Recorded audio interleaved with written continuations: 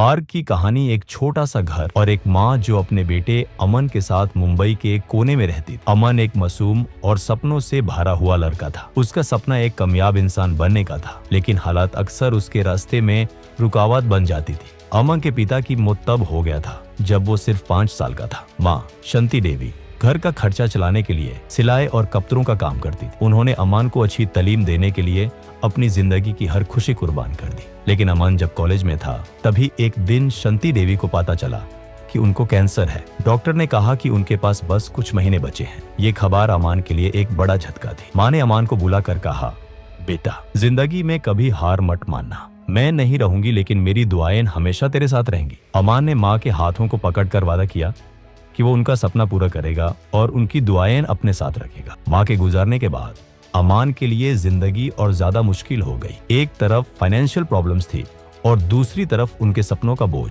College की fees देना मुश्किल हो गया था और कभी कभी तो खाना भी नहीं होता था। एक दिन अमन ने सोचा कि वो अपना कॉलेज छोड़ दे और एक छोटी नौकरी शुरू करे। लेकिन उस रात उसने अपने माँ की एक पुराना उस डायरी में माँ ने लिखा था, अमन तू मेरी जिंदगी का सबसे बड़ा सपना है। तू जितने ऊपर जाएगा मेरी दुआ उससे ज्यादा तेरी मदद करेगी। ये पढ़कर अमन की आंखों में आंसू आ गए। उसने तय किया कि वो कभी हार नहीं मानेगा। अमन ने पार्ट टाइम जॉब करनी शुरू की। सुबह कॉलेज, दिन में काम और रात को पढ़ाई।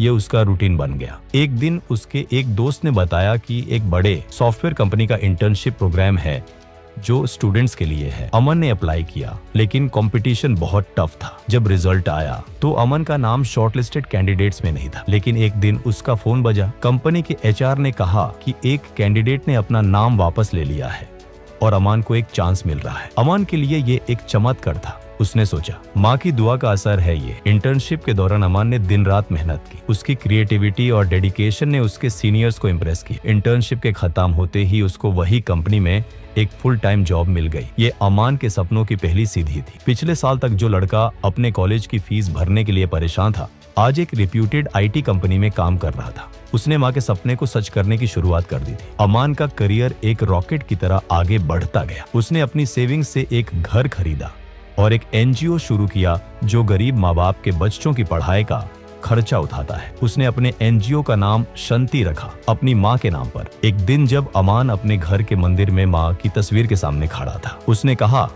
माँ आज जो कुछ भी हूँ आपकी दुआओं की वजह से हूँ। आपने मुझे हर मुश्किल से लड़ने का हौसला दिया। इस कहानी से हमें ये सीख मिलती है कि माँ की दुआ एक ऐसी शक्ति है जो जिंदगी के हर तूफान को पार करने की ताकत देती है। अमन की कहानी इस बात का प्रमाण है कि अगर हम अपने सपनों के लिए मेहनत करें और माँ की दुआओं का विश्वास रखें तो सफलता जरूर